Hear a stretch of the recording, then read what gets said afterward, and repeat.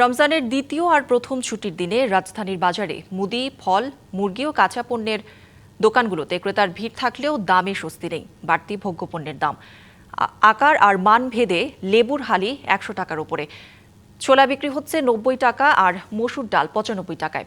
আর আগে ৯৫ টাকায় বিক্রি হওয়া চিনির দাম এখন ১০৫ টাকা। তবে তুলনামূলক স্থিতিশীল আছে খেজুরের দাম। এদিকে পরিবহন ব্যয় বাড়ায় ফলের বাজারেও আপেল, কমলা ও মাল্টার দাম কেজিতে ২০ থেকে ৩০ টাকা পর্যন্ত বাড়ানো হয়েছে বলে জানিয়েছেন বিক্রেতারা। রাজধানীতে নিত্যপণ্যের সরবরাহ দামের বিষয়ে জানাতে কারওয়ান বাজার এবং রাজশাহী থেকে যুক্ত হবেন আমাদের সহকর্মীরা। শুরুতেই যেতে চাই কারওয়ান বাজারে, সেখানে রয়েছেন আমাদের সহকর্মী রিফাত তাসনুভা। তাসনুভা, আপনি নিশ্চয়ই আমাকে শুনতে পাচ্ছেন। একটু জানতে চাই যে রমজান এলে কিন্তু নিত্যপণ্যের দাম বৃদ্ধি পাওয়া একটি সংস্কৃতি হয়ে দাঁড়িয়েছে, তো বাজারে কোনো ধরনের মনিটরিং চলছে কিনা এবং ক্রেতারা কি বলছেন এই দাম বৃদ্ধি নিয়ে, সব মিলে একটু জানতে চাই। দেখেন, ঠিক ১ মাস আগে অর্থাৎ রমজান শুরু ঠিক ১ মাস আগে প্রশাসনের পক্ষ থেকে একটি কথা বলা হয়েছিল। সেটি হচ্ছে নিত্য যে পণ্যগুলো রয়েছে, বিশেষ করে চিনি, ছোলা, সেই জিনিসগুলো পর্যাপ্ত সরবরাহ রয়েছে। তাই রমজানে একটি বিষয় নিশ্চিত করা হয়েছিল যে এই ধরনের পণ্যের বাজারে কোনো সংকট তৈরি হবে না, কারণ সরবরাহ একেবারে বেশ পর্যাপ্ত রয়েছে। এবং সেই সময় বিক্রেতাদের সাথেও আমরা কথা বলে জানতে পেরেছিলাম যে তাদের কাছে পর্যাপ্ত মজুদ রয়েছে, দাম হাতের নাগালেই থাকবে রমজানে। কিন্তু ১ মাস পার হতেই আজকে রমজানের দ্বিতীয় দিন এবং ছুটির দিন, বাজারে আমরা দেখতে পাচ্ছি প্রচুর ক্রেতা এসেছেন, কিন্তু ক্রেতাদের মধ্যে যে স্বস্তি, সেই স্বস্তিটা কিন্তু আমরা আজকে দেখতে পারিনি।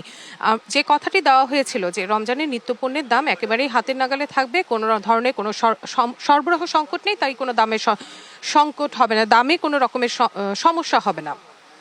আজকে এসে আমরা দেখছি যে ছোলা বিক্রি হচ্ছে প্রায় ৯৫ থেকে ১০০ টাকায়, যেটি রমজানে খুবই অত্যন্ত জরুরি একটি পণ্য। প্রতিদিনই সেই জিনিসটা খাওয়া হচ্ছে ইফতারের সময়। এছাড়া সবজির বাজারে গিয়েও আমরা দেখেছি শসা, গাজর, টমেটো, এই যে প্রয়োজনীয় সবজিগুলো রয়েছে, সেই সবজিগুলোর দামও কিন্তু আকাশচুম্বী।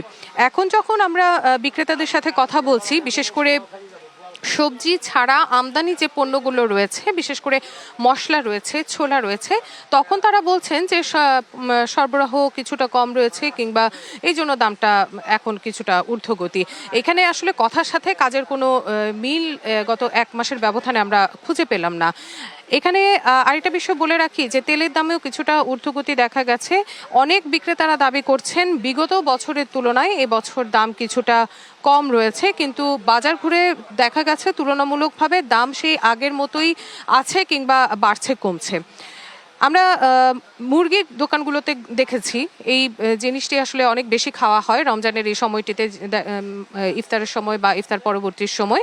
তখনও কিন্তু দেখা গেছে যে মাত্র ২ দিনের ব্যবধানে ব্রয়লার মুরগির দাম সেটিও কিন্তু কেজিতে ৫০ টাকা বেড়ে আজকে বিক্রি হচ্ছে, এবং গতকালও কিন্তু এই দামই বিক্রি হয়েছিল, এমনটাও আমরা খবরে পেয়েছি।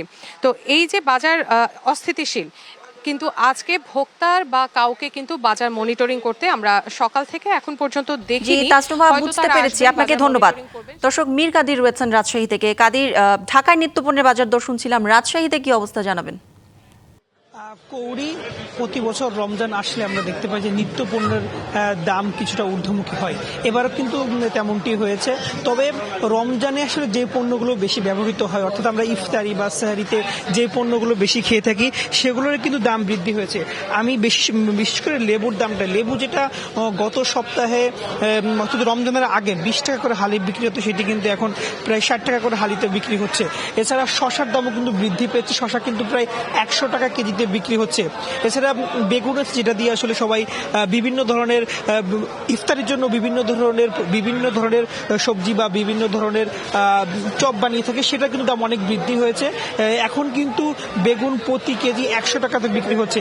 এছাড়া যে ফল আমরা ইফতারি খেয়ে থাকি, বিভিন্ন ধরনের ফল, সেই ফলগুলোর দাম বৃদ্ধি পেয়েছে। অর্থাৎ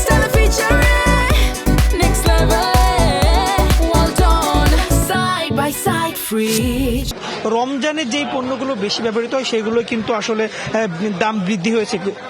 বিক্রেতারা যেটি বলছেন যে তারা আসলে যেখান থেকে পাইকারিতে কিনতেন, পাইকারি কিনে থাকেন, সেখান থেকে কিন্তু তাদের এখন পাইকারি যে দাম সেটি কিন্তু বেশি দামে কিনতে হচ্ছে। এই কারণেই মূলত আসলে দামটা বৃদ্ধি হয়েছে।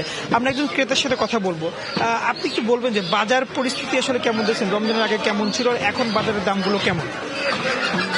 রমজানের আগে যেটা দাম ছিল স্থিতিশীল অনেকটাই ছিল, বাট এই রমজানের চাঁদ ওঠার এই আবহাওয়া বা প্রবাহ আসার সাথে সাথেই আমি ব্যক্তিগতভাবে বাজারে যেয়ে দেখলাম যে দাম, যেমন দেশি মুরগি 100 টাকা বেড়ে গেল, মাংস 100 টাকা বেড়ে গেল, তারপরে অন্যান্য সবজি, বিশেষ করে ফল ফ্রুটস, তারপরে মিষ্টান্ন সবগুলোই বেড়ে গেল। এর একটা কারণও আমার কাছে মনে হচ্ছে যে আমরা যা দরকার আমার ফ্যামিলির জন্য, আজকে দরকার আমার হাফ কেজি, সেখানে আমি কিনছি 5 কেজি। এটা একটা কারণ। আমরা শুধু অনেক সময় সিন্ডিকেট ওনারা বলছে যে আমরা বেশি দামে কিনছি, এবং আসলে আমি জিজ্ঞেস করছি দাম আজ 100 টাকা বেশি কেন, ওরা বলছে যে আঙ্কেল বা স্যার 100 টাকা আমরা বেশি দিয়ে কিনছি, বেশি দিয়ে বিক্রি করছি। তো এটা একটা কারণ। আর আমাদেরও একটা বদ অভ্যাস, খারাপ অভ্যাস, আমরা বেশি বেশি কিনতে চাই। আমরা আমাদের পরিবর্তন আনলে বাজারও হয়তো অনেকটা, আমার ব্যক্তিগত ধারণা আছে। তো কৌড়ি, ক্রেতারা যেটি বলছিলেন যে শুধুমাত্র বাজার সিন্ডিকেট না, ক্রেতারা অনেক সময় অনেক বেশি পণ্য কিনে থাকেন, যে কারণে আসলে দাম অনেক সময় বৃদ্ধি হয় আর কি। রাজশাহী থেকে এই ছিল সর্বশেষ তথ্য। কাদির, ধন্যবাদ আপনাকে।